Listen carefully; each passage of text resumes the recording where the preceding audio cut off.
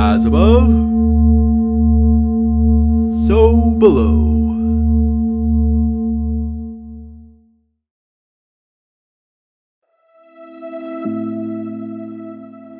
Welcome to Connecting with Coincidence. I am your host, Bernard Beitman, MD. I study coincidences. I love seeing patterns out there in the world. And this program has been going on for now maybe 300 episodes, and I welcome you to it. Please subscribe. You can subscribe underneath, and that helps us get our reach broader.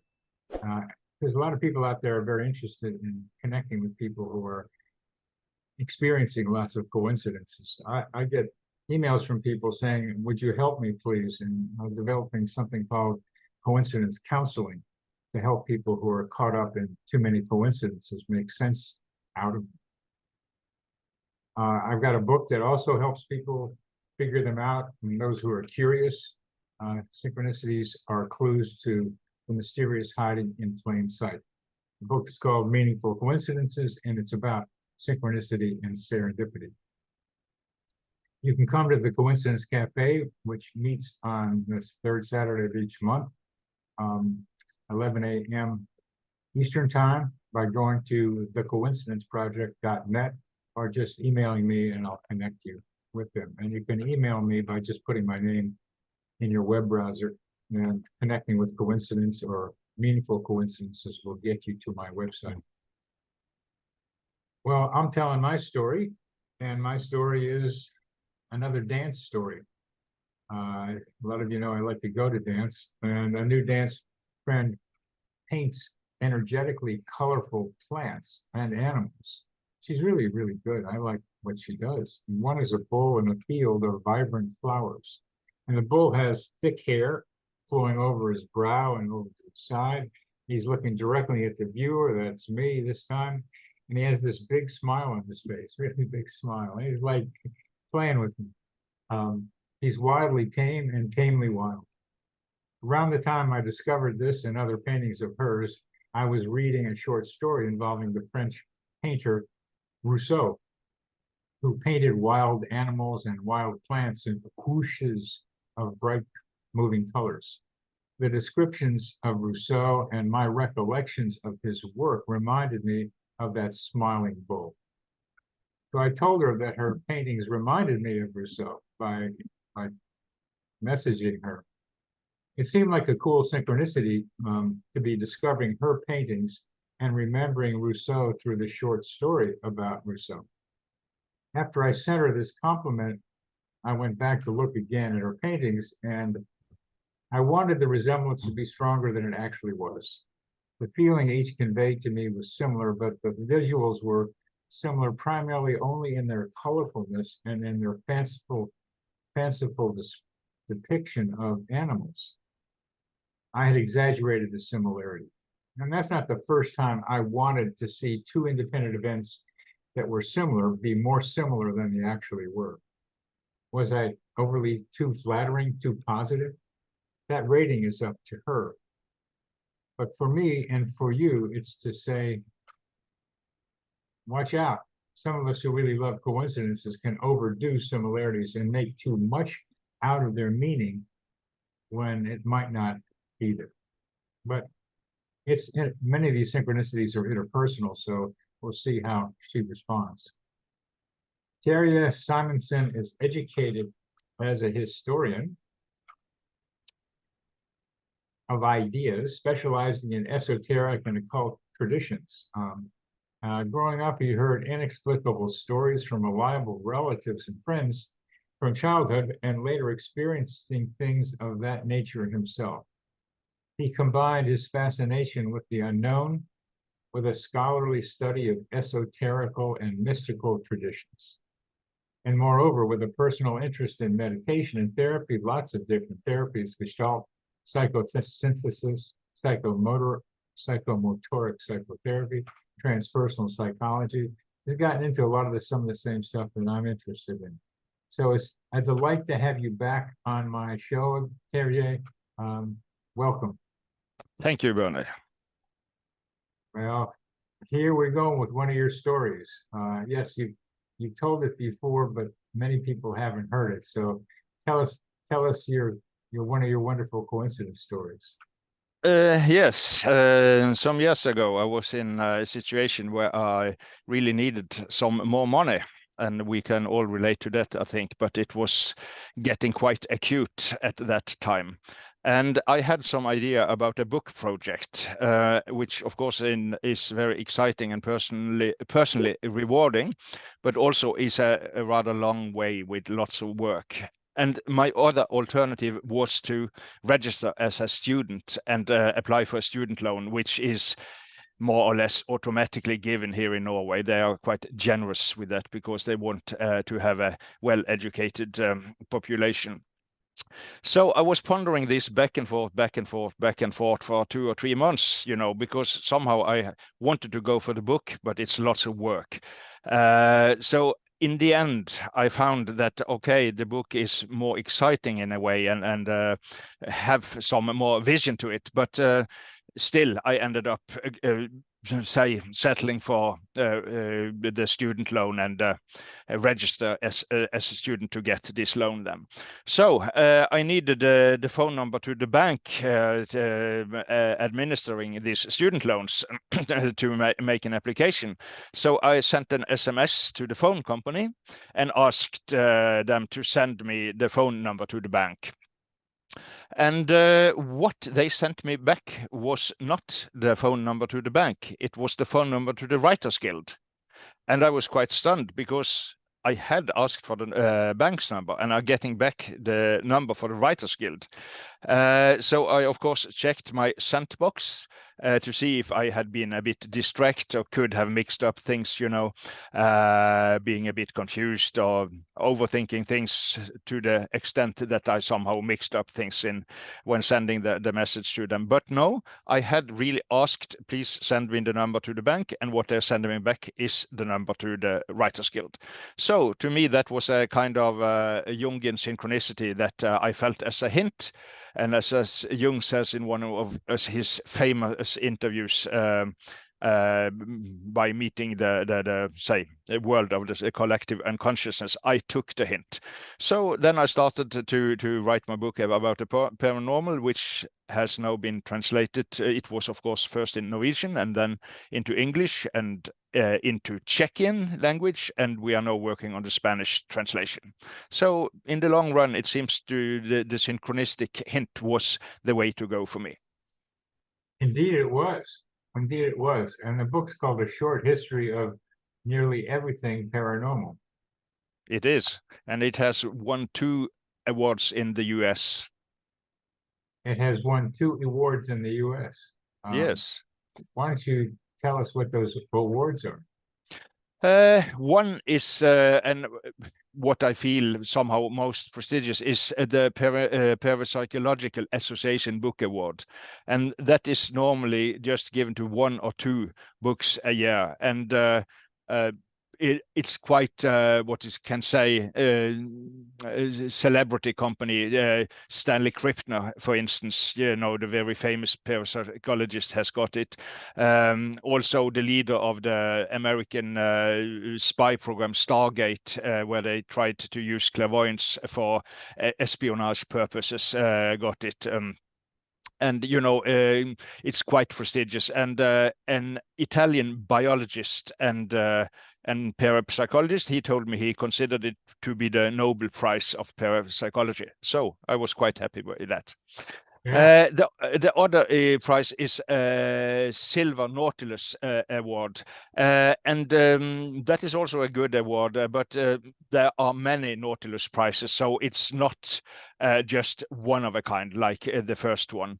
But I found out that also the Dalai Lama had gotten a Silver Nautilus Award, so I've suddenly felt in good company there as well. So good. And I'm in good company with you today, so that's good. Thank you. You're welcome. You had to wonder a lot about how this stuff happens, and let's just go to your the story you just told us. How did it happen that you got the right number, you think? Well, I tend to think in the Jungian way there that beneath the surface there are some what I usually identify as myself, Terje, is just the top tip of the iceberg, and below the surface is the big psyche, the self in the Jungian terminology, is orchestrating lots of stuff that I just somehow have a little hunch about, but don't somehow what is called I don't have the full knowledge about at all. So and very often somehow if there is a say conflict between the ego and the self, the self will somehow sabotage the ego in its project in a way, then suddenly the wrong number turns out to be the right number, as you formulated it back then, I remember. So there is some kind of movement below the surface, and if somehow you are an intuitive person and somehow do meditation and have done some therapy and are somehow willing to connect with this deeper level, I think that deeper level will somehow register that and answer with those kind of hints. I don't know. It's a kind of you have to be to some extent open to it.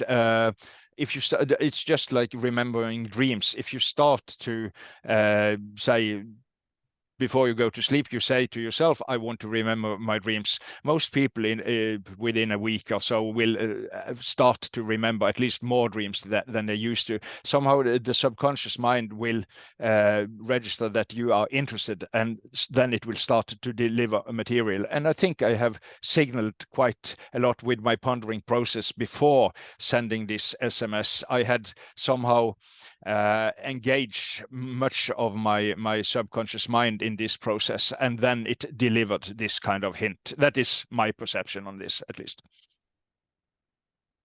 And one of the fundamentals I keep hearing is you got to ask.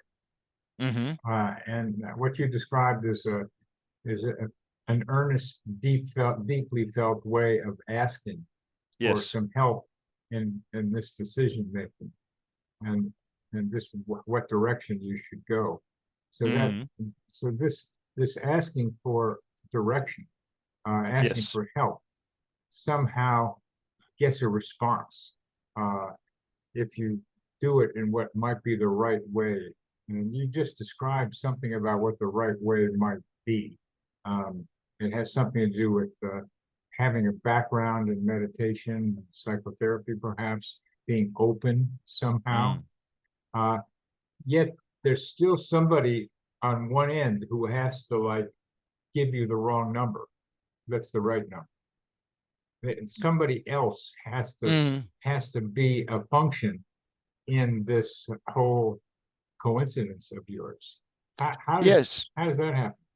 Well, I think that was a kind of automated response from the phone company. You send this SMS and you trigger the system to deliver this answer back. But still, I'm very open that Dean Radin have done lots of research of on you can somehow influence also mechanical or say computer equipment by the mental force. It seems to be. It's very complicated, but I tend to have a kind of a holographic view of the world, that everything is connected with everything, and what we divide in mind and matter and all that, that's kind of superficial division in a way. So from the holographic principle, the computer in the other end at the phone companies will also be part of the totality, and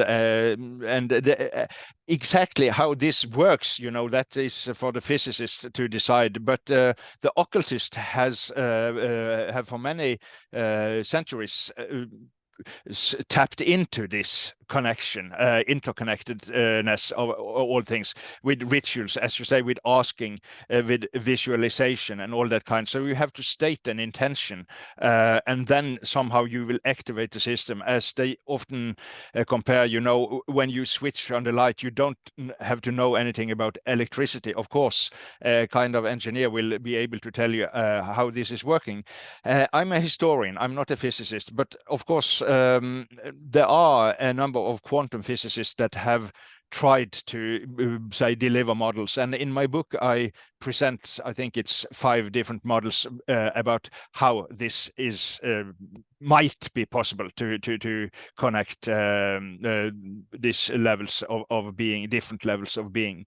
And the Jungian term on this is unus mundus, one world, and that is there is a holo movement. There is a totality. Let me use an example. If there is a thunderstorm, there will be the lightning and there will be the bangs, the thunderclaps. Both are both are expression from the electrical discharges, say below the surface, but the difference, one is coming as light and the other is as sound, but it's the same phenomenon represented in both ways. And somehow this seems, this intention thing is participating in both, say, the inner world and the outer world. So when I want something in my inner world, the outer world on some level wants this as well. That is an old occult statement. What a human being is searching for is simultaneously searching for this human being. So it's difficult. And Adrian Parker, a very famous parapsychologist, says that there has been launched a lot of theories about that, but there are problems with them, and we probably do not have the answer for how it is working, but we know that it is working, and that is existentially the most important thing, I think. Yeah, the light switch analogy is really very important. The idea that you don't have to know how it works in order to be able to make the light go on again. And somehow what you're describing is also part of something greater that we don't understand. But as human beings, we try to speculate about things like that. Of course. And there are these fundamental physics group in California. You probably know some of them personally, but there was a group of hippie physicists at Berkeley University, and they speculated quite a lot about how the quantum world was and the interconnectedness was somehow related to consciousness and our intentions. I can mention some physical experiments, but that might be too long a story. But there are solid physicists that somehow have launched theories about how this mechanism is working. So,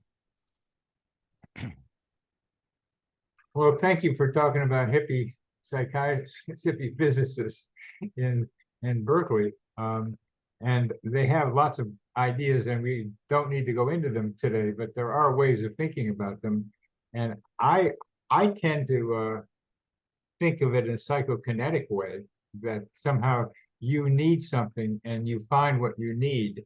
And I have some ideas about something I call the psychosphere, that is our mental atmosphere, that it's still holographic, but it's not everything. It's not unus mundus, it's a subset. And this atmosphere is through which we make connections with each other and with machines, that we can be psychokinetic with machines in the present as well as over time. So I'm more limited in my nearsightedness. I can't do the whole unus mundus thing. It's too large for me, but I can think that way. But I want to get down to there's Terje needing to have a decision made, and a computer someplace makes it happen, that he gets the right number that is not the one he was thinking about.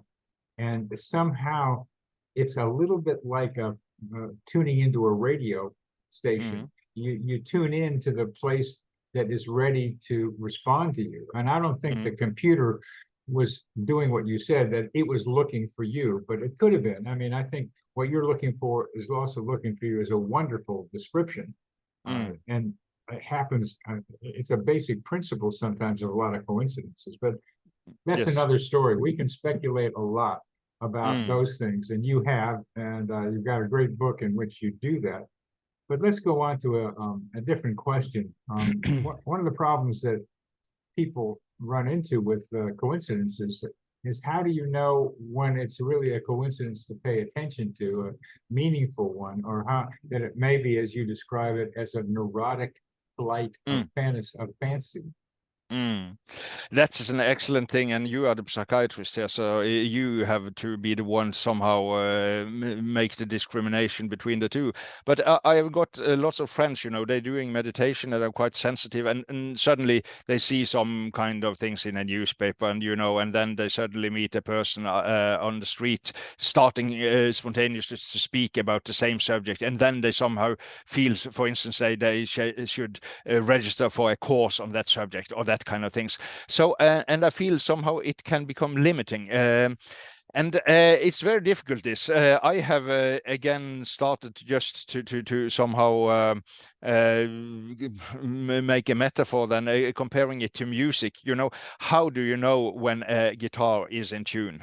You hear it. You have to have some talent and some training, and then you start to hear it, you know. And I think you have to, it's the way of trial and error. You have to just try to get a sense of what is deeply meaningful to you and what is just this flight of fancy. Because I have been quite neurotic myself, you know, and I have been overthinking and overfeeling so many issues, you know, and there have been kind of really strange episodes that have turned out to be of no apparent meaning, even if the coincidence or the synchronistic aspect of it has been striking. I can give you or our viewers an example. I was arising one morning and I was standing in front of the mirror, and suddenly I was thinking very strongly about a person I had been going to school with, and we were living in totally different cities now, and have no contact with him for 5 years. For 5 years. And I start to think about him. I start to visualize him, and it's like a haunting tune. And his picture is almost standing in front of me out of the blue. It's standing there, and for 2 hours, I'm thinking of him all the time. I have not had any contact with him for 5 years. And I go down town the same evening, and I enter a tram with 2 wagons, as we have them in Oslo, the capital of Norway. And I go into the first wagon, and suddenly, no, I'm not supposed to sit here. I go back to the second wagon, and there he is, after 5 years. And I have been thinking of him for 2 hours. So that is not a coincidence or just a fluke, you know. This is kind of interconnectedness, in my view at least. But our conversation, it was not Plato, it was not Jung, it was not any big philosophical contribution to the world history. It was just trivial stuff. Oh, hey, it's you. Oh, nice to see you. And we went to have a coffee and in a coffee shop and all that. Nothing spectacular happened, even if the event itself was kind of spectacular in a way. So what kind of meaning was that? Was it just a reminder about the interconnectedness of all things, or had it some kind of hidden message that I did not detect? I tend to, if there was a meaning, it was just the first, just to observe the coincidence as a phenomenon is in self sometimes meaningful. But it did not mean that we should reconnect, that I would have to move in with him in his new flat in this other city, or that we should start he's a musician, and I also have been involved in music quite a lot, that we should start composing together, or anything kind of, say, deeply meaningful in that way.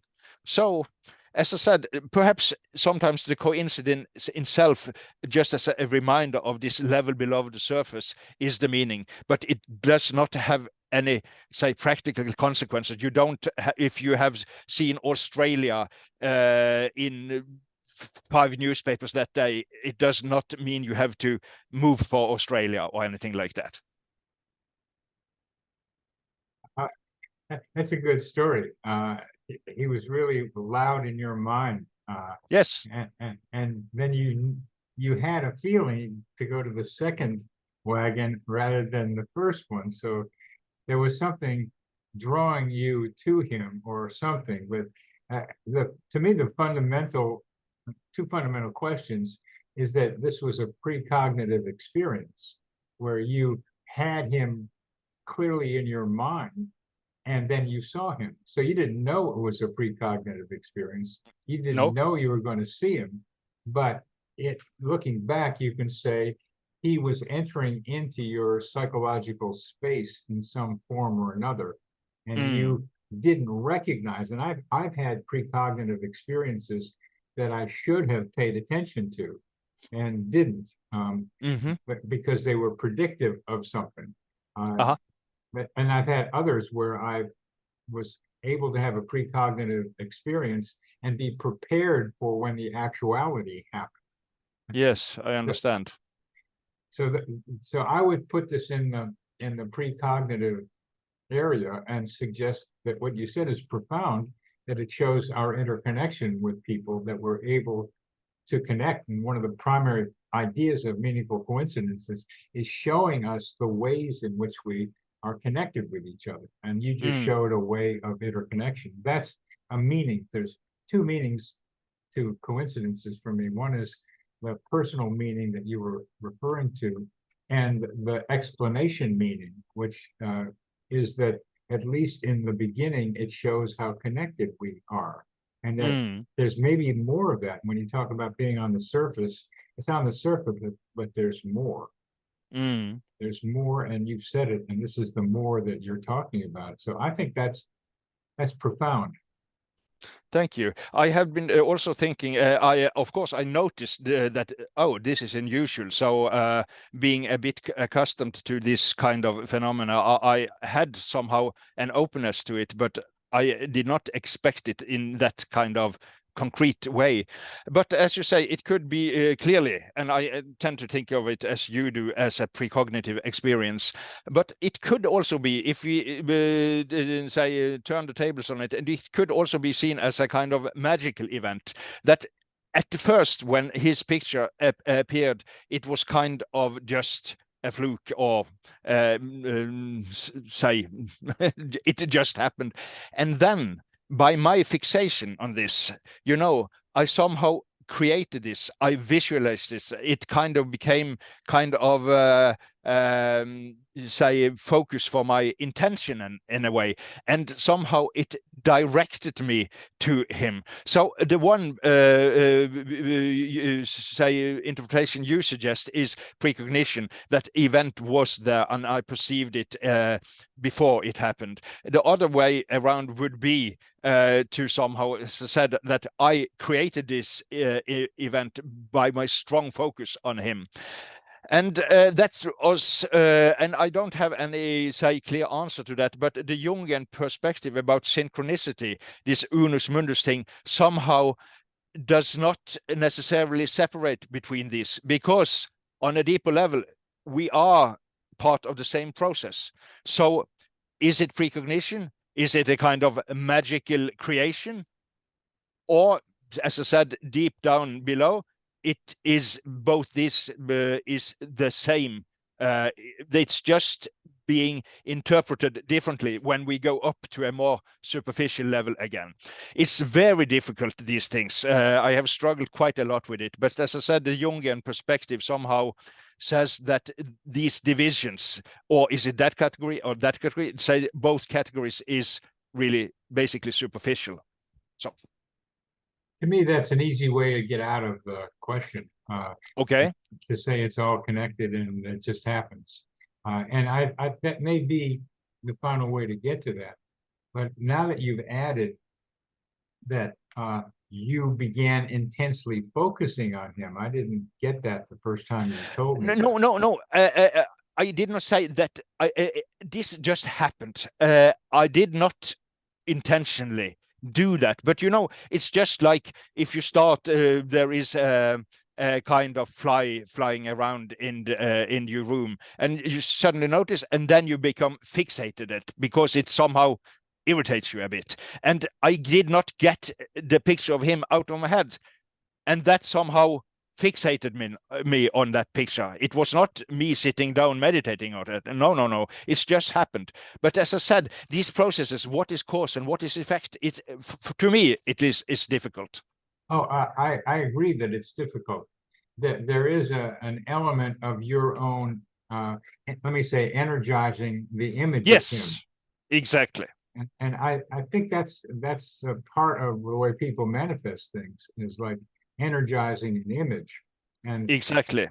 And you energized it for maybe not the positive reasons, but you still energized it at least as you described it. So I think that energizing the image helps it happen. I've had that happen with myself, and you've probably had it happen with you. So yes. I'm very much, I'm in the minority here, Terje, that we have more to do with making these things happen than we want to admit.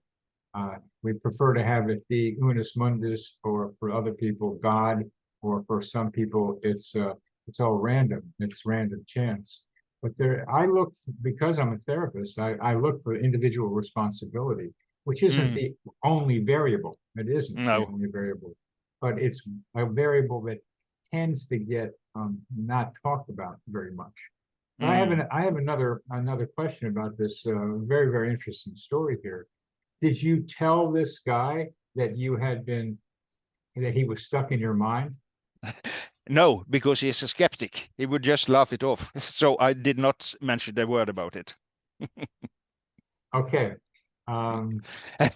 He thinks I'm an intelligent person, except for that I'm a believer in the paranormal.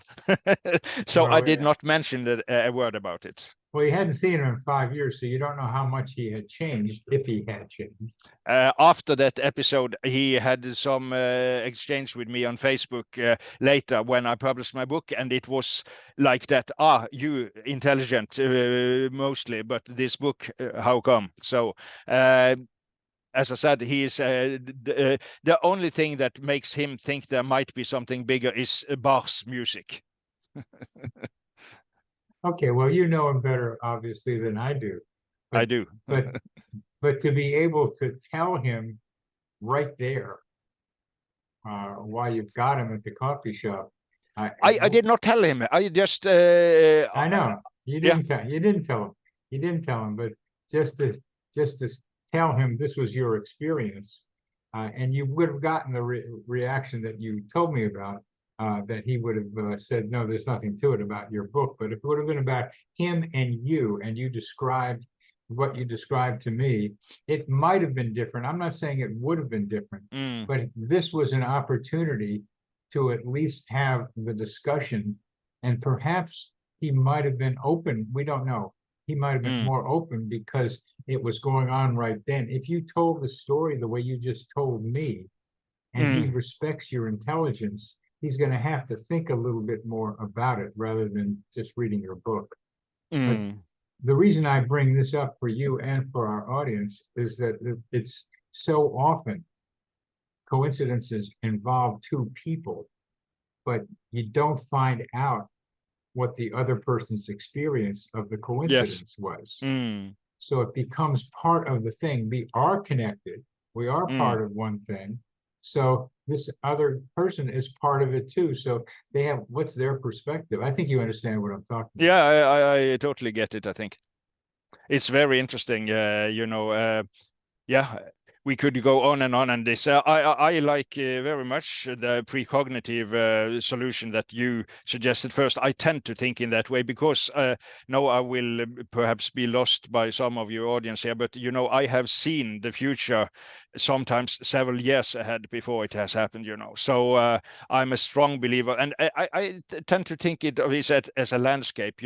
Because there is space and there is time, and if you, for instance, are going to Grand Canyon or so, there is this landscape and you have to relate to it, and it's not a limitation on your freedom, so it's just there in a way and you have to deal with it. So it's kind of structures also in time what we tend to call future from our normal perspective, but which is at least in my view, part of the totality. It's just I have not arrived at that part of the totality at that point, say, time landscape yet.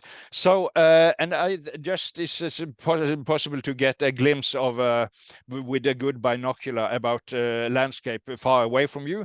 It seems to be able in altered state of consciousness to also view parts of the structure that we usually call future.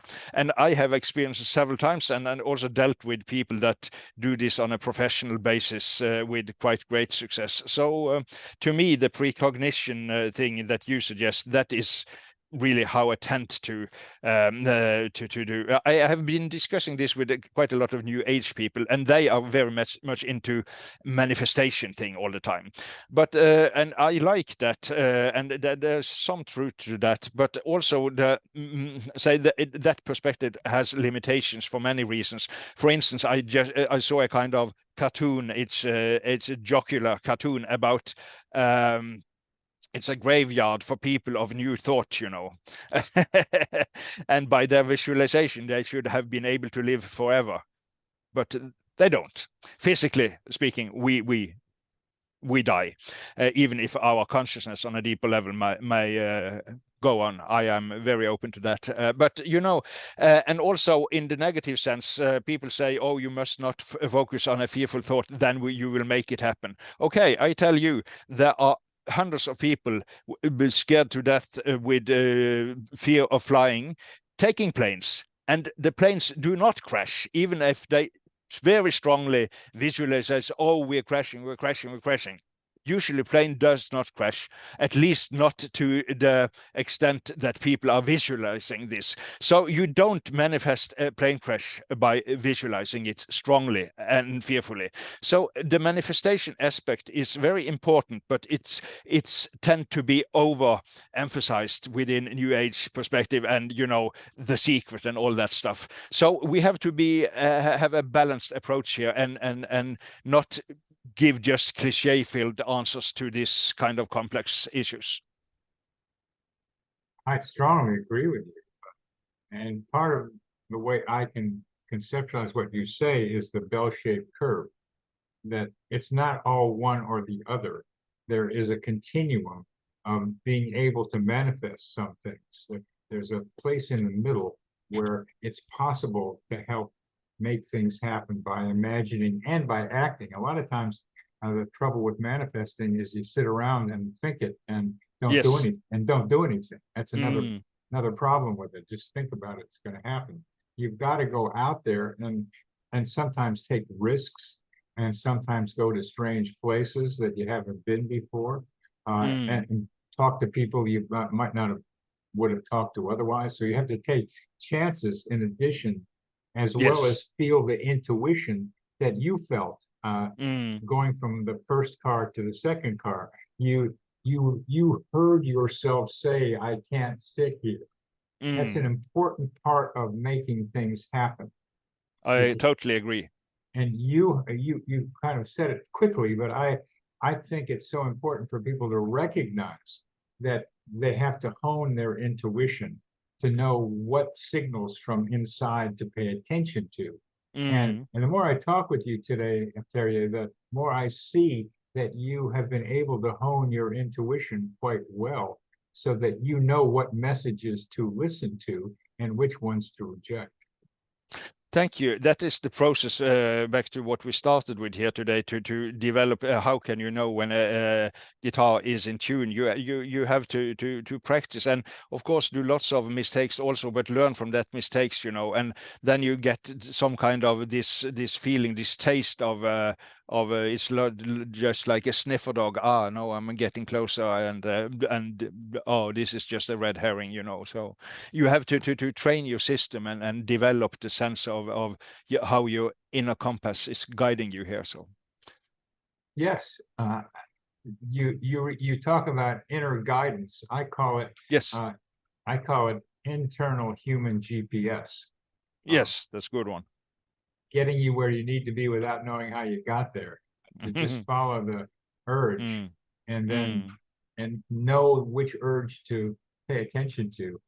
I describe this in It's in my book, and I'll summarize it briefly. That I wanted to test my ability to show up in 3 different places at the right time, and there are 3 people that I knew pretty well, and so I programmed myself to go out to the first one, and the idea was to go to that house and have her be coming out of the house as I got there.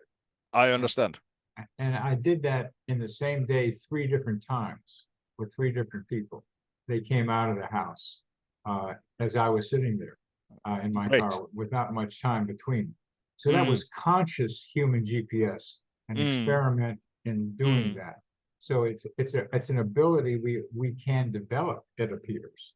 Interestingly enough, I have done the same experiment. I was passing a house, and I knew that a friend of mine, she was at a party in that house. And while I was passing the house, I mentally sent the message to her: "No, I'm passing this house.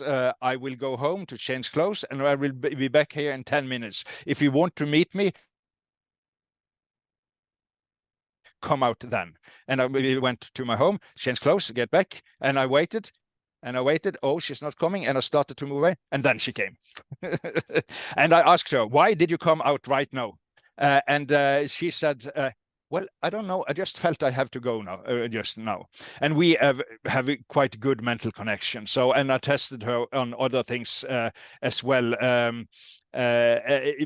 I could mention many examples, that when I was thinking strongly of a person, she started to sing a song with that person's name as the central theme, "Oh, Susanna, Susanna," when I was strongly thinking, and we had not been talking about Susanna the whole evening, And I said, I visualized a number, and what number I am thinking of, and she picked the right one, and that kind of things, So you can train your abilities also. But there again, Jung, he was Carl Gustav Jung, he was exchanging letters with Rhine, the famous parapsychologist, and as you know, Rhine was doing this laboratorium work, and he was doing kind of boring experiments about telepathy, clairvoyance, and precognition, while Jung was more into the existential thing. And we can somehow fiddle around with these things, but I think if you want to have strong manifestations, you should connect to themes that are existentially important to you. Then it's much more easy, because then you are cooperating with the deeper level of the psyche. So therefore, very often I think it's like, say, if you are to discover some scientific big thing, like the theory of relativity or whatever, these kinds of things, you have to be really engaged with your whole personality into this. And also we can, as I say, it's able to do some small mental tricks with telepathy and so. But if you really want to have strong manifestations of these phenomena, you have to put yourself on the line with your, say, life and the quest for meaning, which is the central theme of synchronicities, really. So even if I'm very fascinated by kind of little experience like this, I feel that somehow we should be more or less looking for, say, the big things, as in transpersonal psychology, to this, the more, and what are our life story, and the hero's journey, and all these big themes. Why am I here? Then you will get also the guidance from these phenomena in a better way than just by small experiments. Those small experiments are stepping stones, at least for me, toward the bigger view. As you know, I have put my life on the line for studying meaningful coincidences. Yes. As you have in immersing yourself in parapsychology. And when you do that, what we've been doing, the information continues to come in unexpected but very useful ways. And yes. And how that works is part of the fun, for me anyway, of doing this, because I'm curious. You're curious too. You want to figure out what's going on around here. What is this reality that we're living in? And you have a time and space overlap, where time and space are almost the same thing. And I've had that experience of seeing the connection between time and space. They're there, but you got to put yourself on the line as you're talking about doing. But I wanted to come back to part of what you had been saying with the person that you're able to go by the house and then Yes. telepath her to come out when you come Yes. out after you change. And that's I'll call that the original telepathy, which is communication at a distance. Where what you were describing with Susanna sounded like you were communicating in the same space. You were both in the same space. And I think there's two different mechanisms involved. I think there is. I think we each have energy fields with information around us. Yes. And that we can be next to somebody that we're connecting with, and then we can pick up the information in their energy fields subconsciously, and then be able to say it back. So that's the way the Susanna thing might have happened. The person started thinking of Susanna. I think exactly the same way. Wonderful, wonderful. Because it's only recently that I came up with hearing people say, "Oh, we do telepathy with each other," but they're right next to each other when they're doing it.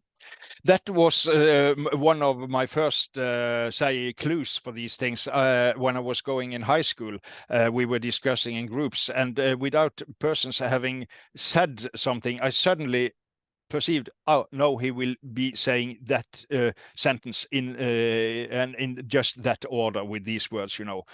So I I picked up so many times just before the words came out of his mouth, you know. So that is the phenomenon that you are describing. Somehow we are sharing the space, and then it pops. What is in his mind pops up in my mind. And now we have answered a question I've had for decades. Okay. When I was an intern in San Francisco in the late 60s, we had a colleague that we called Miss Ting. May Ting was her name, Dr. Ting. And she went on to be a pediatric resident in another San Francisco hospital. And she never studied anything. And yet when she would be in rounds with the other residents and the attending, she would be able to answer the questions without having read anything. Fantastic. And now I understand how Miss Ting did that. I can give you 3 short examples. You know, I have interviewed lots of professional psychics, and at least 2 of them, they said that they were sitting on the exams, the answers just came to them, you know, probably from other students that had studied the subject. And also a friend of mine, she is studying biology now, and she was going to her web exam and found that suddenly she had there were 2 say books, and she had read the wrong book, and she had not read at all this other book, and there might have some rudimentary knowledge about the subject they were to be examined in. It was 20 questions, multiple choice questions. I think it was 4 choices on each question. She got 18 out of 20 right. And she's a very intuitive person, you know, and the answers just popped up in her head, and she is she, you know, marked for this? No, it's not that one. It's the next one. And she just used that intuition through the whole test, and 18 out of 20 correct. With flying colors, without having read the book. You know, this is going to be a competition with Chat GPT, where we got to come up with an answer to test. And instead of going on your computer, you go out into the mind of the people in the classroom. I wonder if that's how I passed my 3rd national board test when I was being a hippie in San Francisco, and we had to take part 3, and I hadn't studied anything. And I just, because I was too running around doing stuff, and I got passing was like 85, so I got an 86. So I wondered how I did it. So this is Yes. again picking it up from what's around you, being open to the possibility, and however we can talk about how you might work that, but this is a discovery for me here, and I hope for our audience they've stayed with us this long, because this is a key idea about human information exchange.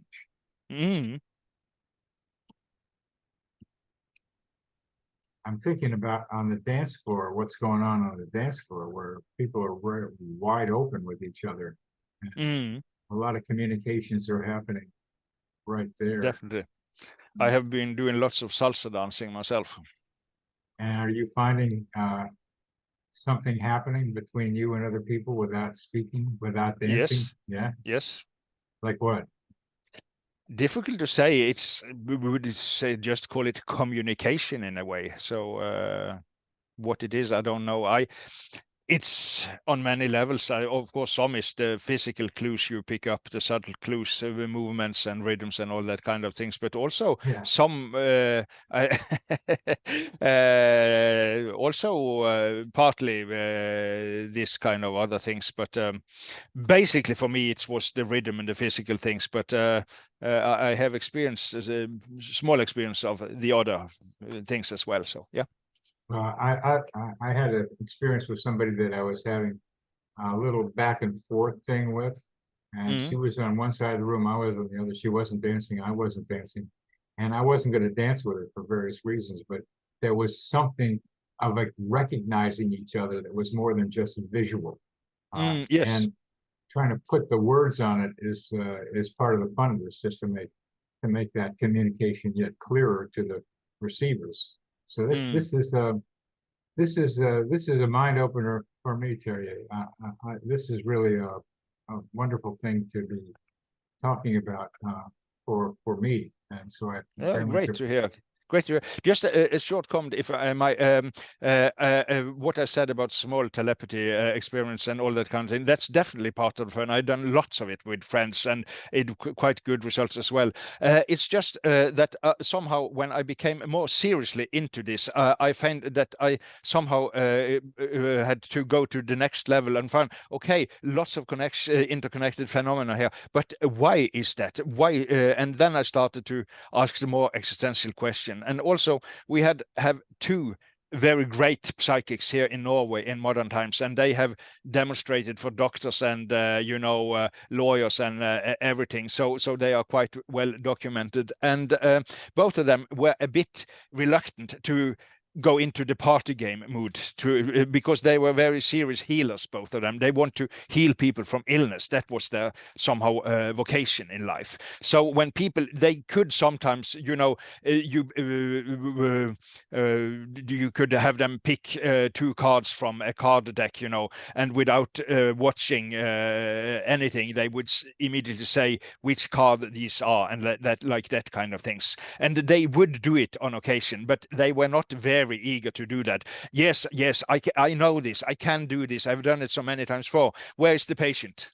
So yeah. And also I will tell you, the grandfather of a friend of mine, he was kind of skeptic, and he went to one of those guys, and he had somehow planned to trick him, and he went into his waiting room, and his little plan was to say to this guy, his name was Marcello Haugen, he's quite famous, he's written books about him here in Norway, and his plan was to say, oh, I have a stomach ailment, please tell me what it is. And he had no stomach ailment, and it was about 20 people or so in the waiting room, and he was waiting for this Marcello Haugen to be finished with the present patient and to get in the new one.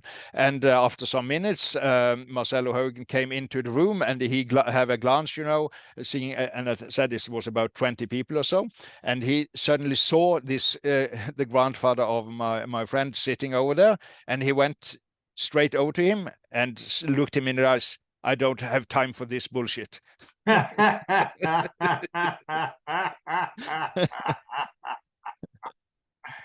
when you see stuff like that, there's something else going on around here than what we're being told.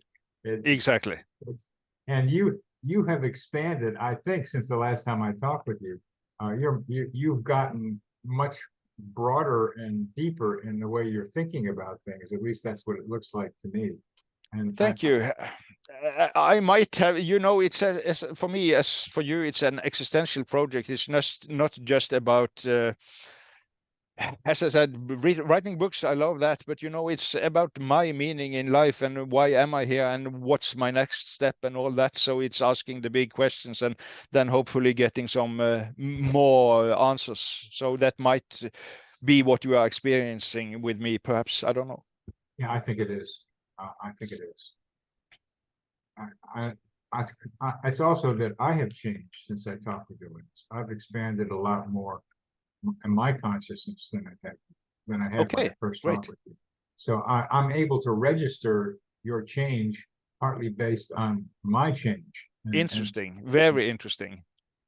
As they say, it takes one to know one. So if you develop something yourself, you perceive it much more easily in others. That's what I'm talking about. Mm. That's Mm. what I'm talking about. So we each have our life mission, and they're running parallel, and there's overlap. And part of what I'm hoping to help people do is find their own purpose. Yes. The self for in Jung's terminology, to be individuated in Jung's terminology, to become more than who you are now, with less of that focus on ego that so many of us have. And you have to have an ego in order to lose it. I mean, that's one of the important things about all this. As you got to have it and then lose it, so that then you become more expansive. And you know, There is a yes. I'm I'm very much interested in coincidences, as you know. And as I'm sitting here talking with you, for the first time that I've ever seen, and I sit here in a place where I look out on my cul-de-sac at the turnaround place. That the road doesn't go anyplace. For the first time that I can remember sitting here, a police car just pulled in right almost in front of my house. So I'm wondering what is They're the coming meaning. from you for you. But they're coming for us, but you're not right here. So this to me, as you and I are jamming here, is like the external reality trying to tell us that this is a dangerous thing to them, and maybe to us, that we're talking about. That's my interpretation. Yeah, I understand. Yes, the mind control. They don't want free people. They don't want free people, and it's just sitting there right behind a tree, kind of like a big back bad black and white bird. But I think it's a nice place to be able to end. However, I have a model of telepathy that I've done a video of, that I have of telepathy at a distance, not the one close. Yes. The one where you're not in the same place. And I want to send it to you and see what kind of comments you have on it. Okay, please do. When it's out. I'm going to post it on my YouTube channel as well, but I'd like to see how you think about it. And if you have enough to talk about with me, maybe we can do this again, because it's a delight talking with you, Terje. Thanks a lot, Bernie. It's a delight for me to be with you. So I would like to come back again if you want me. I will want you, and I'm just trying to figure out a right place to be able to have that happen. So is there anything you'd like to leave our audience with as we wrap this up? Well, of course, I would like the audience to check out my book. They can find it on Amazon, A Short History of Nearly Everything Paranormal. That is, say, practical, that you can, and it's a kind of funny book with lots of anecdotes and good stories. And so it's not just theoretical stuff, and there's no equations or graphs or anything like that. It's it's juicy stuff in a way. So I hope that. And as I said, it's an existential thing, this. So try to listen to your inner compass. Try to use these things as a guide, but also be balanced in the way, you know, as they say, you have to. The tree that stretches its branches to the heaven have to have deep roots in the earth. So the balanced approach to these things. That is what I would recommend in a way. Wonderful metaphor. I love trees. So thank you for that. And Terje, thank you for being with me today. Thank you. Bye. This psychosphere is our mental atmosphere, like a hologram of cosmic consciousness.